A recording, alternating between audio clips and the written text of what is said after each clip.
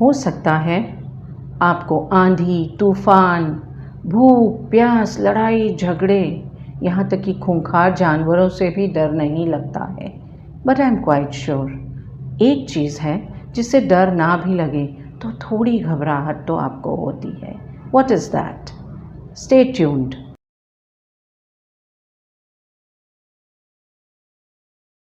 Hello all, मैं वर्षा।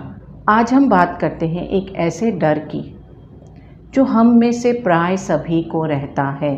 That is the fear of public speaking. What is public speaking? It doesn't mean कि आप एक stage पे हैं और आपके सामने हज़ारों की ऑडियंस बैठी है। It can be in small groups also, as small as 4, 5, 6 people.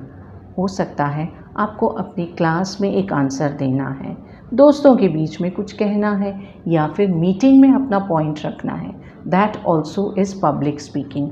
और हम सभी पब्लिक स्पीकिंग से कहीं ना कहीं थोड़ा घबराते हैं या डरते हैं। क्यों? पब्लिक स्पीकिंग से हमारे घबराने के पीछे जो सबसे बड़ी वजह है, that is the fear of judgement and self doubt. हमको लगता है कि हम शायद कुछ गलत कह देंगे या ऐसा कह देंगे जो हमको कहना नहीं था, और इससे सामने वाले बुरा मान जाएंगे या हमारा मजाक उड़ाएंगे। So that creates a little bit of fear और nervousness in us. According to Mark Twain, there are only two types of public speakers. First, nervous, and second, liar. तो मैं नहीं, मार्क ट्वेन कहते हैं कि या तो आप नर्वस हैं या आप झूठ बोल रहे हैं। इट डजेंट मैटर आप कितने मंझे हुए स्पीकर हैं। थोड़ी घबराहट हम सभी को होती है before we are speaking in public. America में एक सर्वे किया गया था, उसमें लोगों ने अपने सबसे बड़े डर का नाम लिया था, and that was public speaking.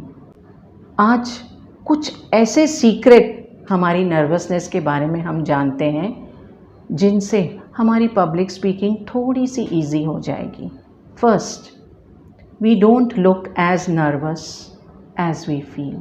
हो सकता है अंदर हवाइयाँ चल रही है, there are butterflies in my stomach, my heart is thudding away, but I might still look calm and composed.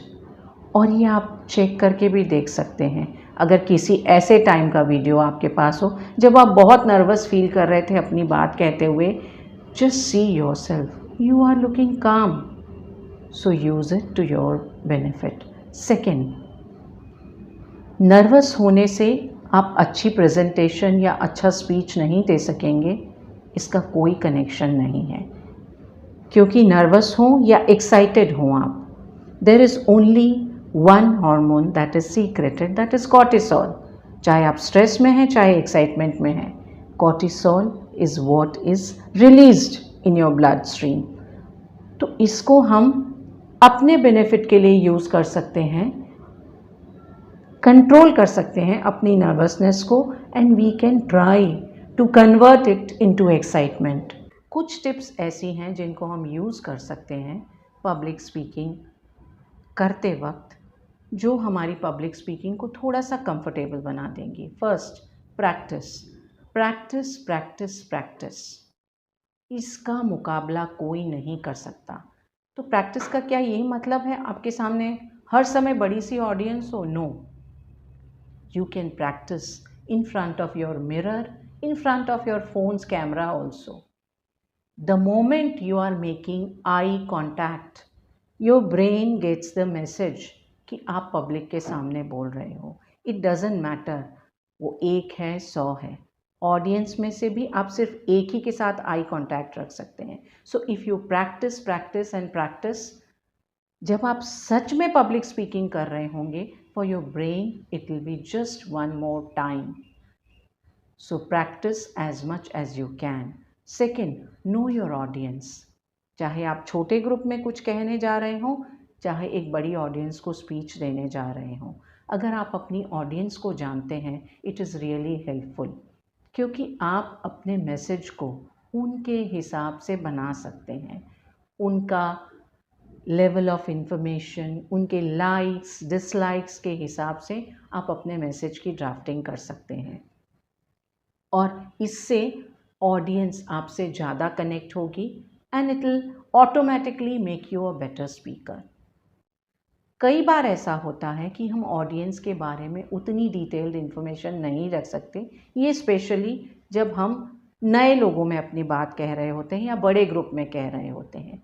In that case we have to be ready to see what the feedback is there from the audience and change according to that feedback।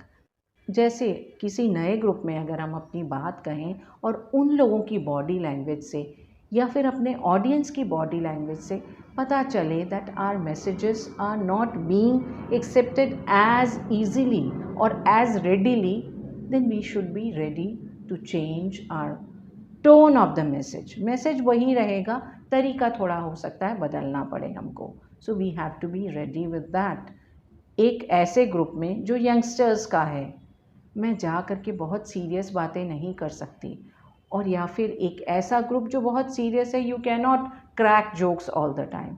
So you have to see the feedback of the audience and alter your message according to that. Just alter the tone and that will be okay. Then third is be yourself.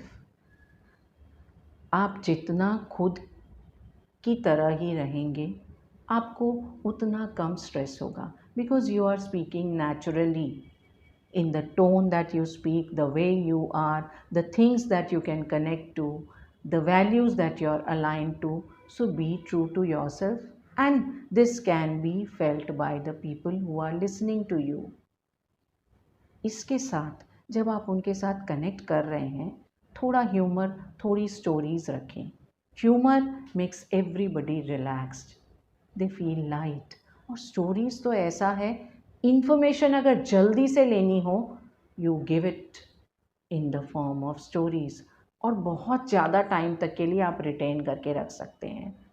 So these are the 3 tips you can use while speaking to a small group or a big group, and practice, and you will see that you are getting better and better and better. And always remember, चाहे बड़े से बड़ा speaker हो, जब stage की सीढ़ियाँ चढ़ रहा होता है ना, थोड़ी सी घबराहट तो सभी को हो रही होती है। So remember, you are not alone, and go and say your say. Share करें, कमेंट करें, subscribe to my channel, tune in for my next video. Till then, it's Varsha saying bye bye.